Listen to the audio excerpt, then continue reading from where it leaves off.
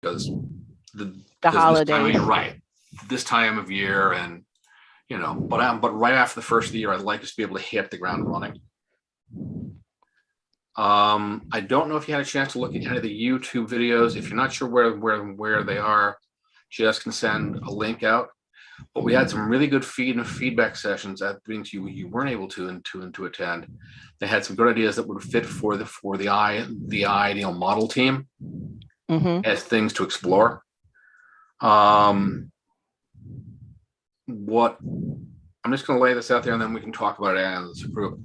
My thought is, as much as we'd all like to have a full-blown project with an authority or something of that type to set up the internet in the city, that's sort of like expecting a fully formed person to just walk out of, and say, okay, I'm here and I'm ready to do this. That's generally speaking not the way government works.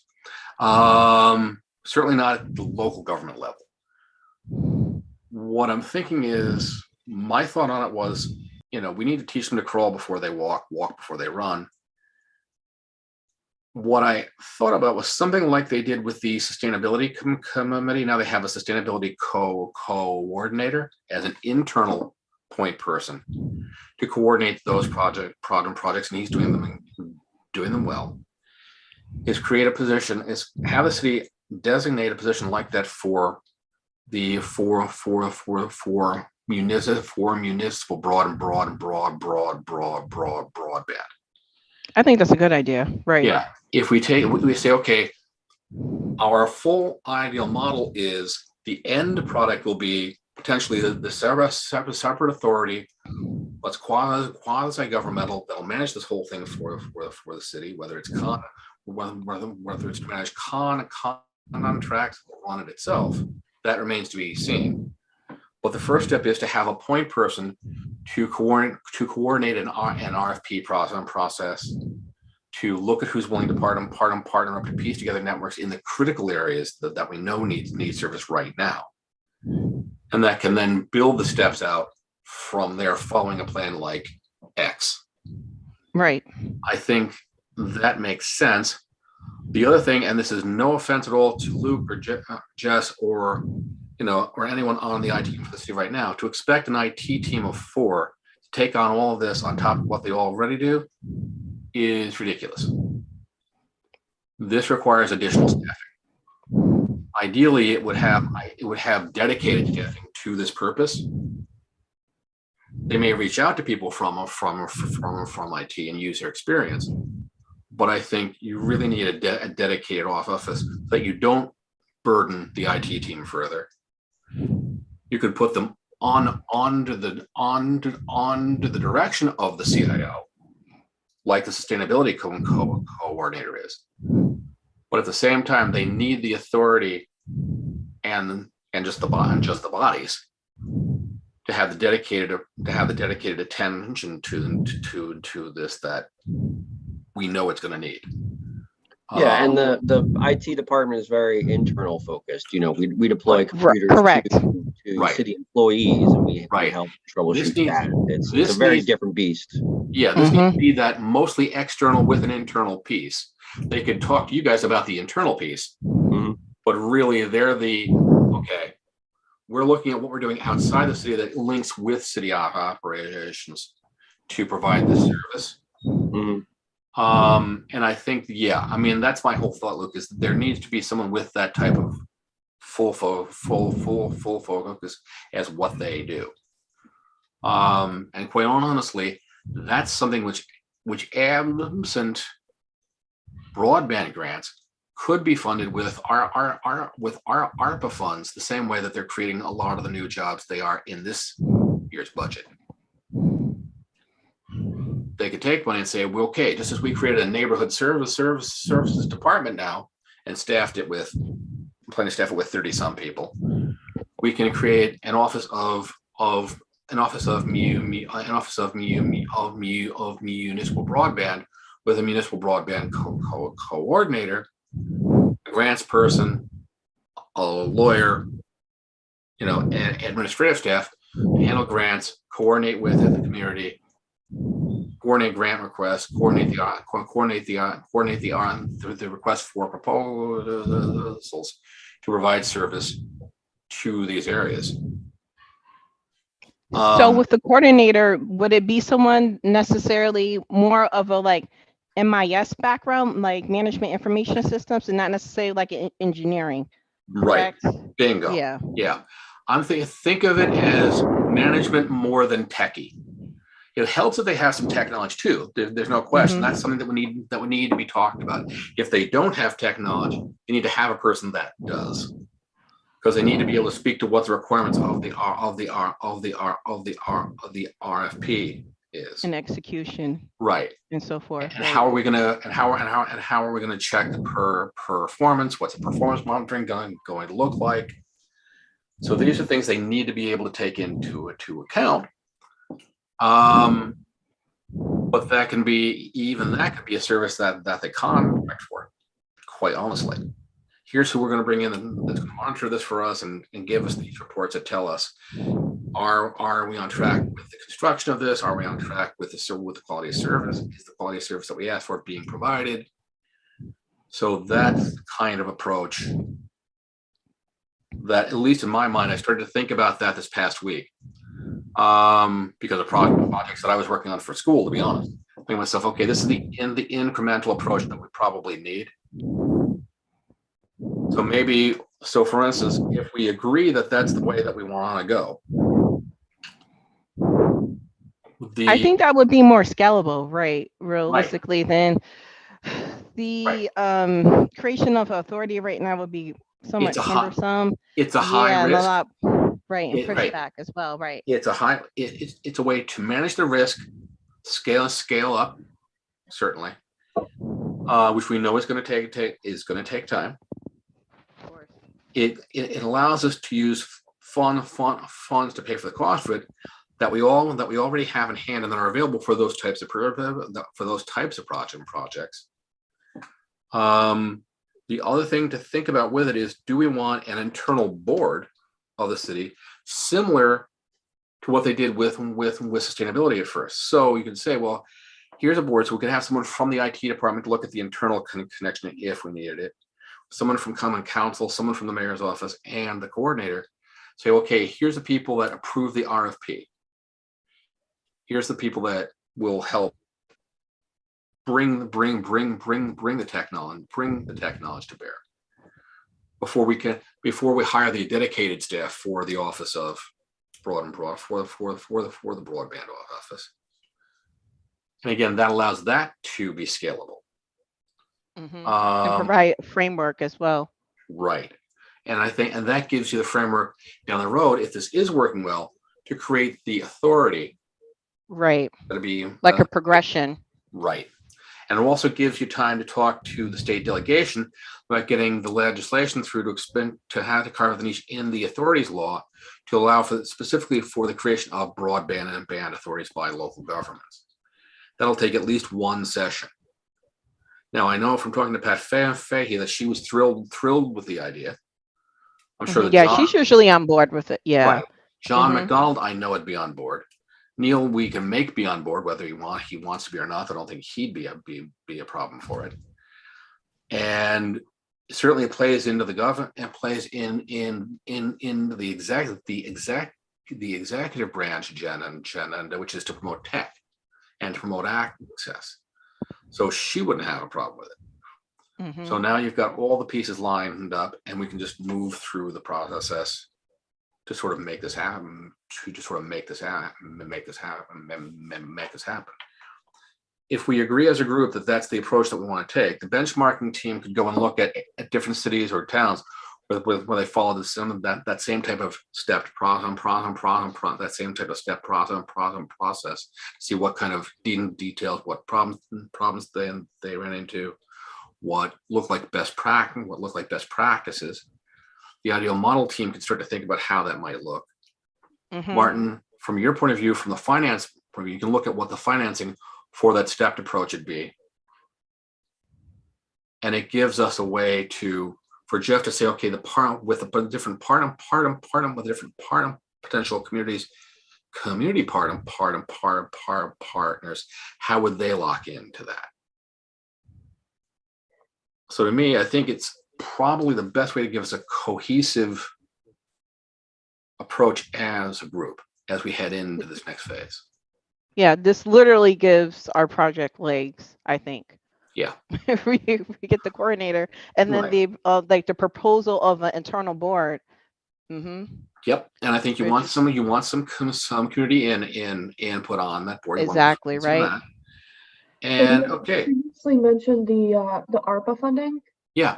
So I've been working a lot on ARPA, so I kind of am familiar with like what has been spent, what's been allocated, right, stuff like that. And so from the way, so I think that like creating the new department, it would have to be like allocated by 2024 and then spent by 2026.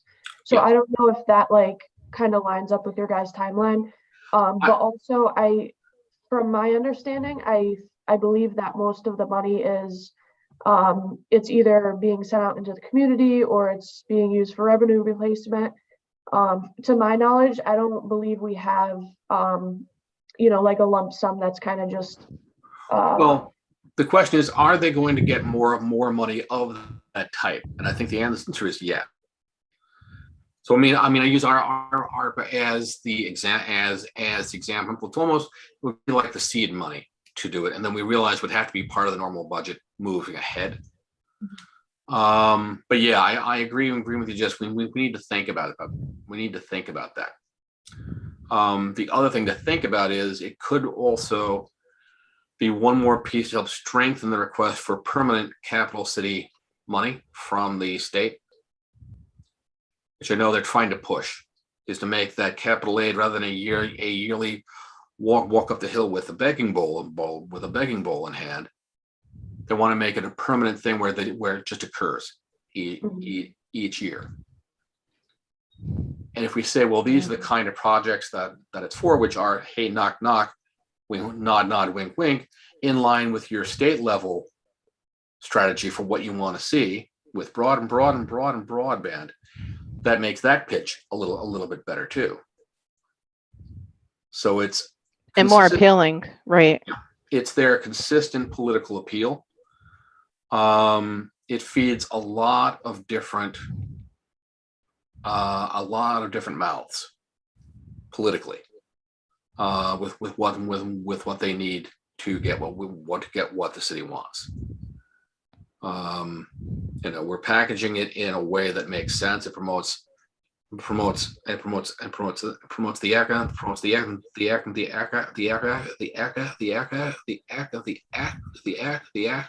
the equity agenda, just been the heart of certainly the mayor's approach the last couple of years. The state's level approach, certainly since we have the new governor, and the focus for this region on improving tech access. You have both of those coming in on this.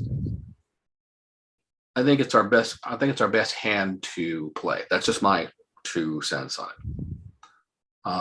Martin, do you have some thoughts on this?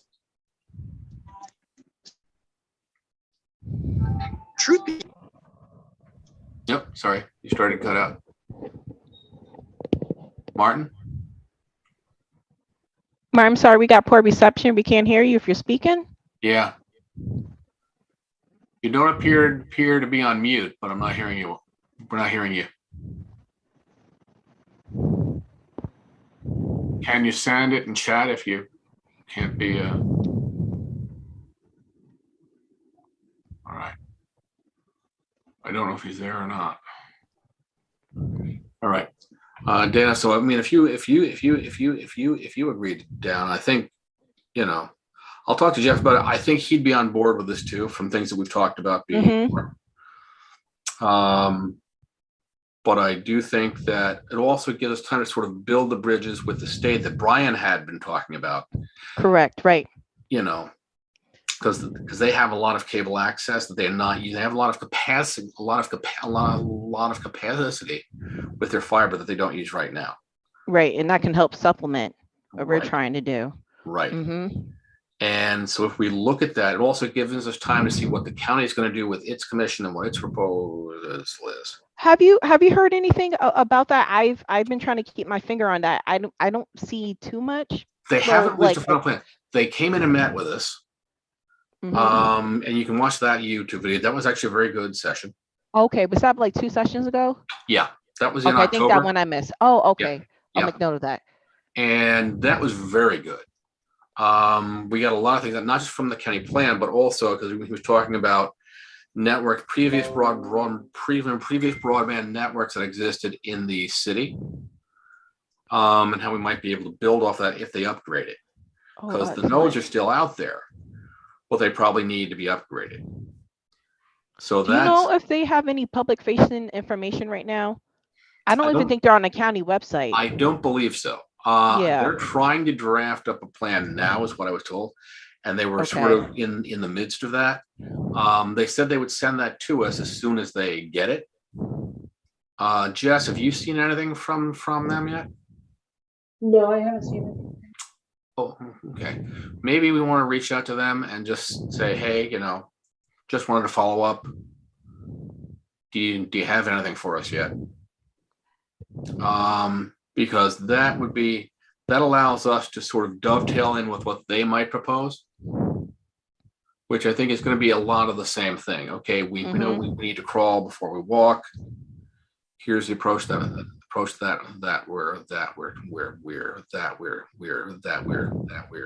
taking.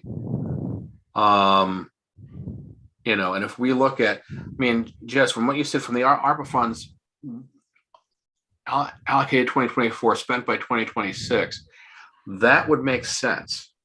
Because if we initially use, for instance, if we want to create the position next year, you use the board of E and A to reallocate money to create a broadband person. Let's call it that. That'd be in the back half of the year at the earliest, because our final report isn't due until June. So you can create them in the back half of the year using the board of E and A, but even with that, it's going to take time to post, hire, get the person in place. You're probably looking at budget season next fall before they're even in place. Then you include it in the next year's budget, Oh, Martin, you're back. Good.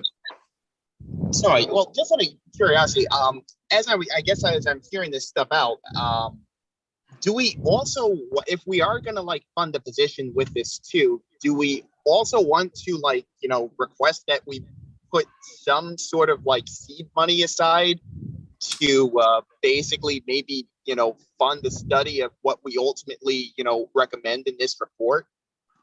That's a possibility. I think from what they've said before, they actually have studies in place. They want to see if we think it's feasible given this. We may propose that. That's certainly one thing that we could include. I think we want to include definitely the money to fund the skill set to do an RFP if that's the recommendation. They say, we say something to the effect of the broadband coordinator would take on the following set of actions. Creating a request for proposals for management of a broadband network in the city of Albany. Phase 1 to cover these areas which are currently unserved or served or underserved. A phase 2 which would come up to here. Phase 3 which would come up to here. Timeline to be determined by the broadband committee and the broadband coordinator, and approved by the mayor and common council. But yeah, I think we need to think about what the budget for that type of office would be. And that's where some of the work of the benchmarking team might come into play. Here are communities we've looked at. Here's what they did. Here's what that budget was. And here are the kind of things that they took on in year 1, year 2. And then we could provide that to you and the finance team to help frame some of what you're trying to cost out. Yeah, that definitely would be helpful. Yeah, I mean, it's definitely going to be a coordinated effort between the 3 teams. And And then with Jeff's team, with the partner with the community-based partners. Really, I think if we're talking about a broadband coordinator, they're playing traffic cop with the external facing. So, okay, we meet with the community partners, we meet with potential vendors. How will this construct? That person needs to basically map out the vision that we put forth in our report, provided that the mayor and the common council agree, yes, we agree with that vision, and let's go ahead with it. But I think that will be a developing process. Also, too, who makes the hiring decision? Well, that would be the mayor, subject to common council approval, is how they usually do that. So the mayor says, well, I have this position, here's who I want to hire. Depends on the authority of the person. If they have the equivalent power of a department head, I believe they're subject to common council approval. And I'm sure, given the type of project that this is, the council is going to want say in it. I think from the mayor's side, they're going to want the common council to have say in this, and so they're not the only one who have their butt swinging in the wind on potentially a very important issue to the voters of the city. You know, shared risk across the board financially makes sense with this type of approach. Let's make sure it's someone that appeals to all the players that decide budgets, basically, would be the way I'd put it. Right, rightfully so. Mm-hmm. Yeah. And I think that's something that we can do. We have a lot of people in this area that have the kind of skills to do this kind of got the schools, the college, right? Yep. And if you wanted to, the other thing that they can think about is, if there's a person that, let's say, works for the state in IT who's retired, they can apply for a waiver to let that person take the job here. The person can still collect their retirement, and you pick up their project management experience of however many years. So you say, okay, here's a person who's managed large IT projects of this type. We now pick up that skill set ready-made, and we hit the ground running. It allows them to expand the pool of people that they can consider. You know, the fresh out of the gate and the experience to have. We also may want to think about the city's residency requirement. Yeah. Oh, good point. That is a thing to consider.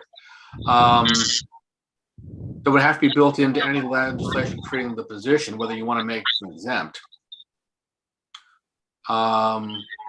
I think you say preference is for a city resident, but not necessarily a requirement. Right, because I mean, there may be someone who may have, set up a, system, halfway around the country and stuff, whose, skills we might want to utilize, and we don't want that to be a barrier to that necessarily. I totally agree. You could say that the skill set is specific enough that an exemption is from the requirement is reasonable.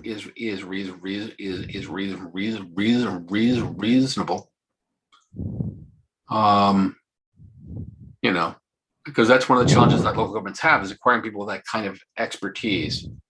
Anyway, it usually is a barrier, unfortunately, filling some of these roles. Right? Why handcuff yourself further? So definitely allows them to do a better search. I think that's a reasonable thing. The worst that they'll say to us when we submit the final report is, "Yeah, no, we're not doing that. We want it to be a city resident." Okay, we made our recommendation. You listened to the recommendation. You went a different way. That's certainly the right of the people that brought us together. But I think it makes sense to say it up front so that it occurs to them and why. All right. So here's my thought on this.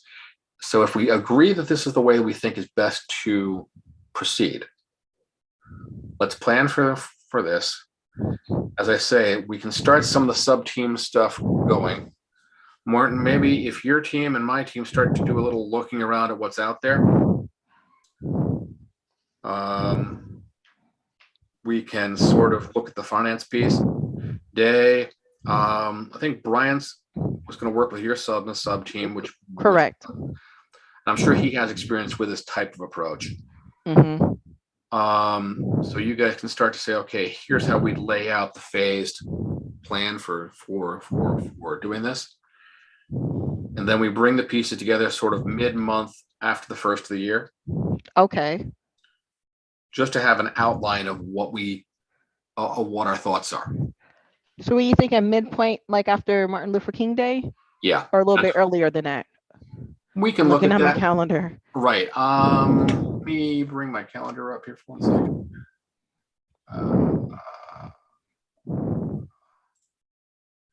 Hold on. And our meeting frequency will still be monthly, and then with the subcommittees meeting right in between. Right now, so if we're looking at final report in June, I think we'd still be doing like one formal meeting a month.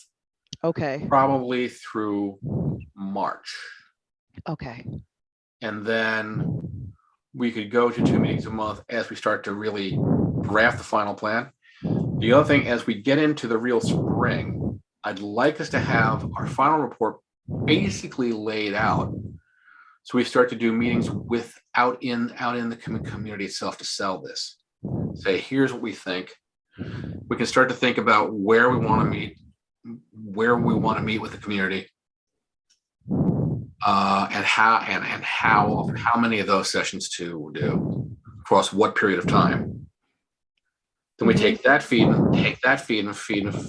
If there's anything really substantial, reflect that in the draft final report, which we submit by the end of June.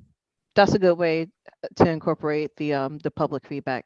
That's good, yeah. Because I was wondering how we were going to actually play that piece in there. Yeah, I mean, people aren't going to come out in the snow, the snow and ice to talk about this. And it allows us the time to really piece this together in a way that makes sense. And then we'll look at it, but I'm just looking at. Yeah, I think this is excellent, Craig, because to me, I think this is like, for those who are not really tech savvy or know like the ins and outs of like this type of technology, this is like tangible, knowing that, hey, like this is what we're trying to do. And it's much more easier to like explain and get across and to educate. I agree totally. I think it's going to be a better. I'm thinking the week of January 18th. The only hard part for me is I know I'm not going to be available Thursday evenings after the first of the year. Let me just look at something for a second.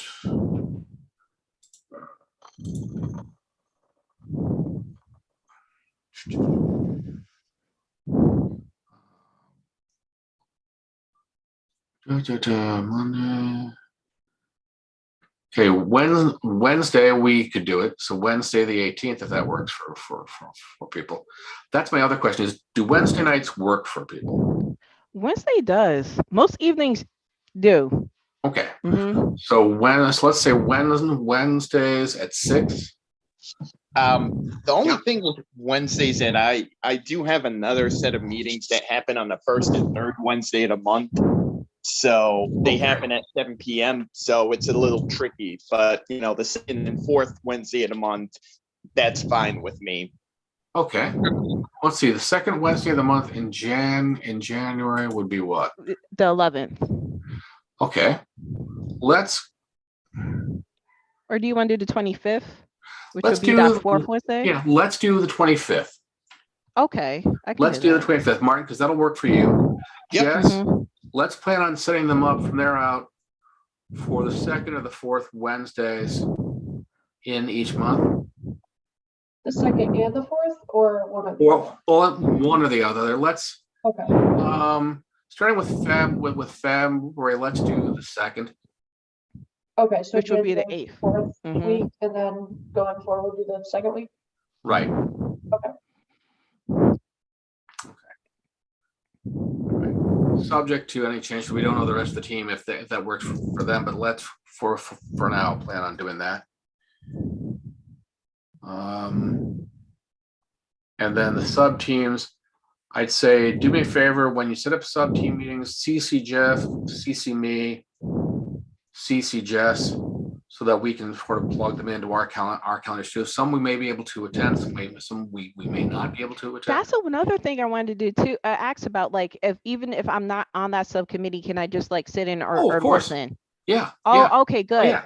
I think we need to share that more with each other. That'd be great. I totally agree. Yes. My thing is, even if you're not on a team, if you have the time, you like to weigh in, and you like to weigh in.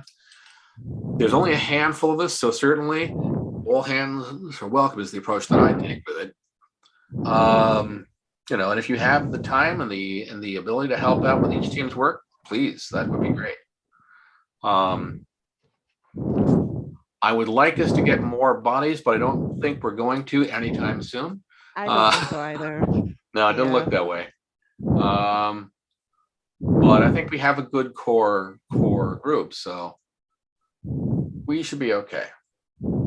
But I feel so, yeah, we're pretty solid to like the point where by early spring, mid-spring, where we're at that stage where we do want public engagement and feedback. I think we could have something drafted by then, given like the research and things that we already done and gone through and processed. Yep. I feel really good and confident about that right now where we at. Okay, I'd say for the first sub-team meetings after the first year, look at the second or third week of the month, so that we have that in before we actually meet as a full group. Okay, right. And we'll follow that same process, going until we hit spring and want to meet with the public and see where we're at.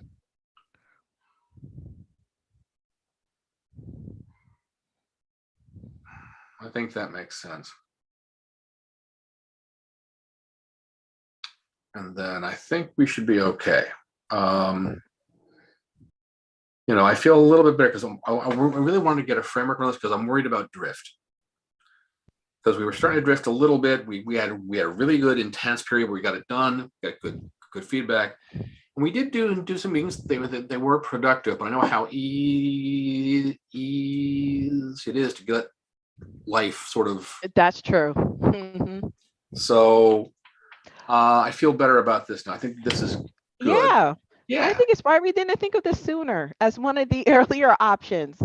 The worst part is, as I say, I was working on a completely unrelated project for school, talking about how it's an incremental approach to certain things in government, and I'm like, let's think about that.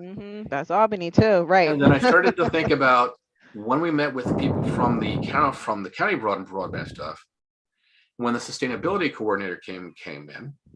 And Jess, stuff that you'd said about the sustainability committee and how that led to certain things, like maybe that's the way we need to go. Because that gives us that first set of crawling steps to where we want to be.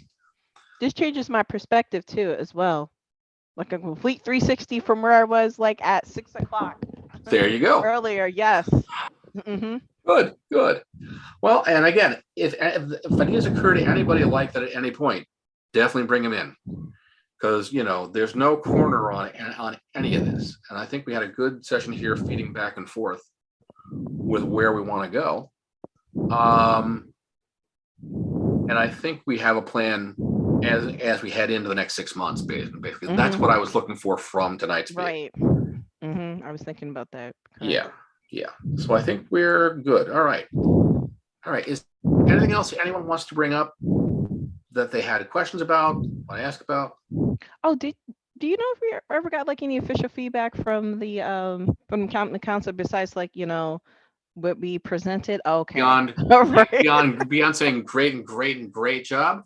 Okay. No. All right. Jess, have you seen anything from any of the 15? No, I haven't heard anything. I'm not surprised. Being fair, they had a very intense city budget season. Yes, it was. Yeah, this year. And I think really they're just sort of starting to poke their heads up above the surface of the water now and breathe. My plan was to start buttonholing a bunch of them, saying, by the way, we're still waiting for feedback now that you're past your city budget. And we'd welcome hearing from you about any specifics.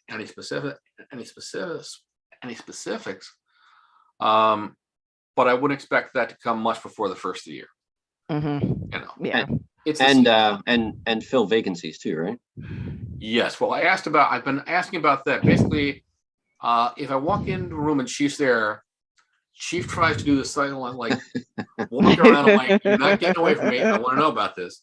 And he laughs like, yeah, I know. I'm like, I know, but I really want to hear about bodies. It's tough. As I said, in an ideal state, would we fill the vacancies that we currently have on this? Yes. But I'm not going to let it slow us down. We have a good group. We'll make the best of what we have and compensate where we can. Right.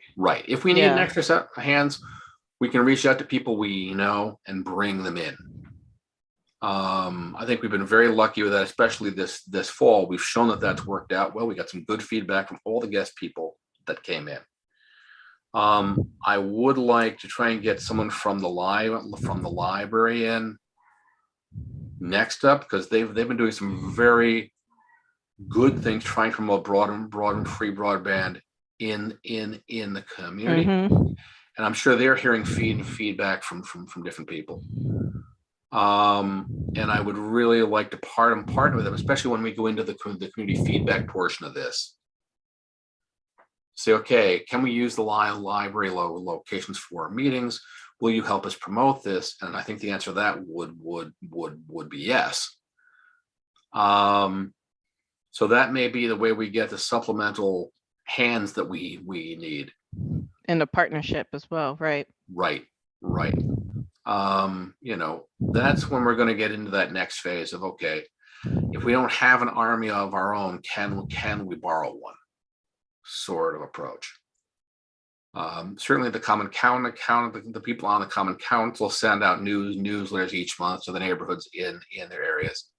I'm sure they'd be willing to assist promoting an upcoming session in their areas, particularly. Oh, that's great. Yeah, that's another good way. Right. To get the word out. Good idea. Right. Yep. So, it's going to be a communication plan when we get to that point. The plan will be before that point, but as long as we start to roll this out, if we get a lot of people, that's great. I don't expect a ton, because I've done community meetings for about 10 years now with different things. And usually you get about, if you're lucky, 20, 30 people. But they're 20 or even 30. Two. Right. But there are 20 or 30 people that want to be there for a reason, and that's how it starts. All we can do is just put it out there and see who jumps the bait. So that's a plan. Just note that down myself. Okay. All right. Martin, did you have anything that you wanted to add? You're on mute. Nothing. I'm sorry. I don't really have anything in particular. I guess basically as the other groups, do move along with their development and stuff, I think I'll be able to get a better idea from a kind of financial perspective. Sure. I know really from my end, still, thinking about, the last council meeting that we were in and stuff. And I'm still thinking about the idea of cost and how, we factor that into, whatever final plan that, we decide upon. Right. And I'm not, talking about the actual cost of the service. I'm talking about, the actual user fee and stuff, if we should even, have one. Well, I think we can present that as a piece. Here are the fees that we're seeing. We suggest this based on our community needs. We have this many people below the balloon. We have this many people below the poverty line. The average income is this. Here are the costs that they're probably paying now. If they can afford service, here's the line, so do we want to drop that down so that we can provide a base level of free service without sacrificing the quality of the service, which is the tough part. That's the tough nut. How do we provide this free so they don't feel like they're being treated like a second-class citizen? That compromise, right? Right. So what is that middle ground? Right. And, I think, whatever we do, I think, we would have to I think set up a pilot to actually see if this thing works. Cause, it's one thing. I mean, we could have the best idea ever, but, if it doesn't work in reality, then, it's not real. That's true. It's just theory. Yeah. Right. It's a nice Cadillac with no wheels, no motor, it's pretty, but it's not going anywhere. I think that's a valid point, but yeah, we can definitely look at that. And I think that what the rest of the teams do is definitely going to feed what your team does, Martin, and it'll feed back into what Diana's done. And then we look at how much we would need to get from community partners, if that's what we're looking at, and how many internal resources from the city would have to be brought to bear, or sources of funds from different places. Where could the funds come from? State, federal, private, to make this happen. The other thing is we need to get ready for the next set of broadband funding from the federal government, which, knock on wood, will allow cities. It'll change. I mean, right now they're still fighting out the standard for the grants. For saying, well, it'll never be a city because it has to be an unserved area, not an underserved area. And I think there's been considerable pushback on that. Because it's always funneled through the state, right? Mm-hmm. Right. So I think that will be a fight that occurs at the national level. It'll be interesting to see what happens with that, particularly as we go into a split Congress in the spring. Fortunately, it's only a narrow gap, but still, if we can flip 7 votes, then we can flip 7 votes. But I think there'll be a push for, okay, how do we link rural and city to do this more efficiently? We don't sadly we don't control that. What we can say is, well, here's what you're going to need. Here's where we think you might be able to get it. But this is why you want a broadband coordinator, part of whose job will be to see where you can actually get it. Right. And can they team up on things like a pilot project, the way the sustainability coordinator did, the pilot project that he's got up and running? And that may come from a completely unforeseen source of aid, the way his did. Oh, well, it turned out that we could partner with so-and-so to make this happen. Oh, great. That would be something to think about. Can we partner with a different level of government to make that happen, like the county? Maybe. That would be great. That would be great too. That gives the county a success that they can point to. It gives the city a success that they can point to, and shows creative and shows that the government's being creative in their approach, which tends to do things like draw state money. Mm-hmm. That creates an avenue, right? You're creating a channel. So that's the way we're going to get this done, one bite at a time. So anyway, but good. All right. I think we have a process, as I say. If there's nothing else anyone wants to add, then I think we can wrap this up. Dan, I'm not sure if you were here last time we talked about this.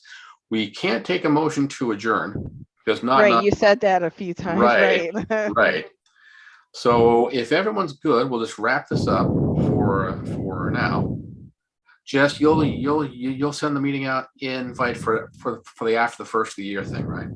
Yeah, I'll send those out. Great. And as I say, let us know about your sub team meetings. sooner rather than later if you can. Right. I'm creating an outline this week, and I'm gonna have it out by Monday for sure. Oh, perfect. Right. Okay, great. If you have any questions or any problems with this, anything that you need that you can't get or not sure where to get, reach out to me, CC Jeff and Jess. Okay. And we'll go from there. All right. All right, guys. Thank you. Happy holidays. And you as well. Have a great holiday.